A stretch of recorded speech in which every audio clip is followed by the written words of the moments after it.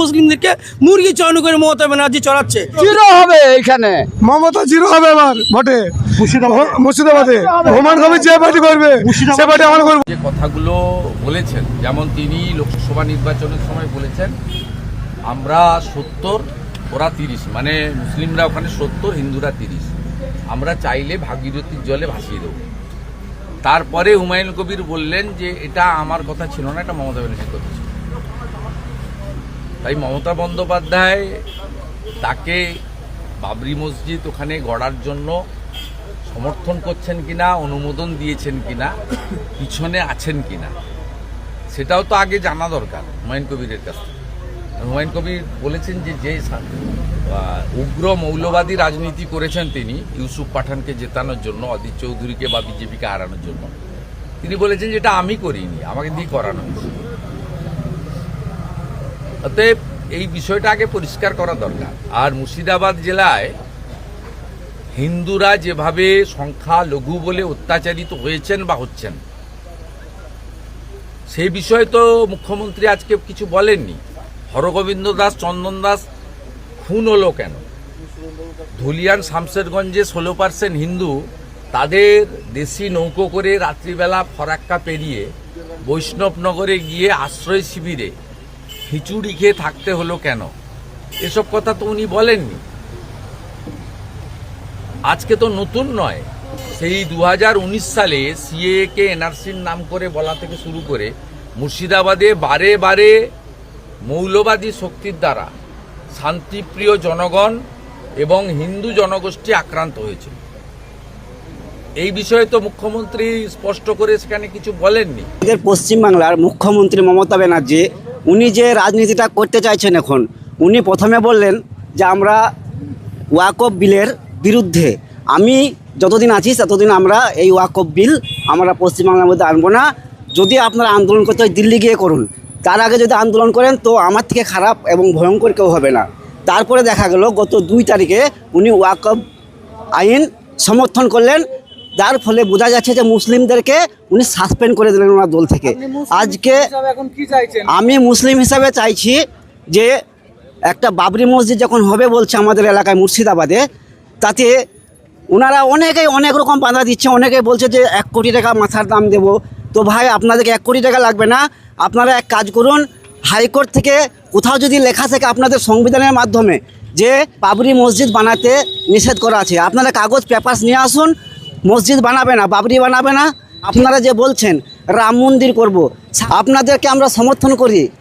আপনারা প্রত্যেকটা জেলায় জেলায় পারলে পরে প্রত্যেকটা ব্লকে করুন, আমরা সমর্থন করব, আমরা সেখানে দাঁড়িয়ে থাকবো, আপনারা আমাদের ইনভাইট করবেন, আমরা যাব, গিয়ে সেখানে আপনাদের সমর্থনে আপনারা রাম মন্দির বানান, এটা আমরা খুশি। আপনারা প্রতিটা ব্লকে রাম মন্দির পারলে বানান, তাতে আমাদের কোনো বাধা নেই। বাবরি মসজিদের বিষয়ে যেটা বলতে চাইছিলাম, যদি আপনারা হাইকোর্ট থেকে কোথাও কোনো রকম প্রুফ পেয়ে থাকেন যে এটা বাবরি মসজিদ হিসাবে বানানো যাবে না, আপনারা সেটা পেপারস প্রুফ করুন, আমরা বাবরি মসজিদ থেকে পিছিয়ে আসব। এবং আমরা বহরমপুরে মঞ্চে গেলেন, মঞ্চের কাছে যাওয়ার পর ওইদিকে কলকাতায় প্রেস কনফারেন্স হয়ে আপনাকে সাসপেন্ড করা হলো, কিভাবে নিলেন ব্যাপারটা? এই পরিকল্পনাটা মুখ্যমন্ত্রী গতকাল সন্ধ্যাতেই সার্কিট হাউসে বসে নিয়েছিলেন এবং তিনি আকরুজ্জামানকে আগেই ববি হাকিমের কাছে পাঠিয়ে দিয়েছিলেন এবং নিয়ামত হাজিকে উনি সার্কিট হাউসে ডেকে রাত্রিতে বলেছিলেন তোমাকে মিটিংয়ে থাকতে হবে না, তুমি কলকাতা চলে যাও।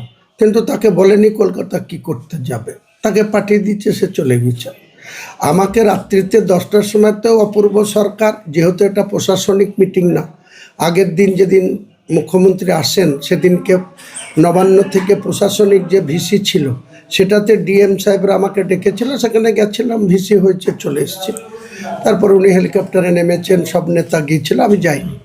বাকি এখানে কালকে রাত্রি 10টার সময় অপূর্ব সরকার আমাকে ফোনে বলেন সময় মতো চলে এসো, এবং ওখানে আমাদের ব্লক নেতৃত্বদের জন্য একটা এমএলএকে 25টা করে কার্ড অ্যালট করেছিল। আমার 25টা কার্ডও আমার ভাইপো মহিদুলকে দিয়ে দেয়, সেটাও আমি পেয়ে গিয়েছি এবং আমার নাম লিস্টেড করা ছিল। কারণ মুখ্যমন্ত্রী যেখানে সভা করে সেখানে ভিভিআইপির ব্যাপার, সেখানে প্রোটোকল আছে, সেই প্রোটোকল মেনে নবান্ন থেকে লিস্ট হয়ে আসে যে কে কে ডায়াসে থাকবে। সেই লিস্টে আমি 17 নম্বরে নাম ছিল। আমি যখন ওখানে ঢুকি তখন আধিকারিকরা আমার নামের কাছে ক্যারা দিয়ে আমি চলে যাই, কেউ আমাকে কিছু বলেনি। ওখানে গিয়ে দেখি ফাঁকা ফাঁকাই জায়গা, কেউ ডায়াসে পৌঁছায়নি। সৌমিক হোসেন আরও 2-1 দাঁড়িয়ে আছে। আমি একটু দূরে দাঁড়িয়ে দেখছিলাম, মমতা ব্যানার্জি সব ছবি টবি তোলা ছিল, কেউ নারুগোপাল মুখার্জি, কেউ জঙ্গিপুর সাংগঠনিক জেলার তরফ থেকে বিভিন্ন, সেটা কিছু ছবি টবিও তুলেছি, রেখেছি। তো ওইসব করতে করতে অপূর্ব আসলো। অপূর্ব একটা জলের বোতল নিয়ে আসলো এবং সেই জল আমাকে খাওয়ার অফার করলো। আমি নিয়েওছি, খেয়েওছি, আবার ওকে রিটার্নও দিয়েছি। সেটা ফেসবুকেও বেরিয়েছে, দেখেছেন আপনারা। তখন কেউ ডায়াসে যায়নি। তা করতে করতে এসপির সাথে আমার দেখা হয়েছে, এসপির সাথে হ্যান্ডশেক করেছি, ডিআইজির সাথে করেছি, বহরমপুরের আইসি উদয়শঙ্কর ঘোষের সাথে কথা বলেছি, আরও কয়েকজন পুলিশ অফিসারের সাথে সৌজন্য কথা বলেছি। তার মধ্যে হেলিকপ্টারের আওয়াজ, কারণ হেলিকপ্টার ট্রায়াল দিচ্ছিল ওখানে। তার মধ্যে কিছু সাংবাদিক আমার দিকে ধেয়ে এসে বলে যে আপনাকে বহিষ্কার করলো। স্বাভাবিক কারণেই, আর আমার ডায়াসে থাকার কোনো প্রশ্নই আসে না। আমি নিচে থেকেই, কেউ যারা বলছে যে তাড়িয়ে দিচ্ছে, কারো হিম্মত ছিল না আমাকে ডেকে তাড়িয়ে দেবে।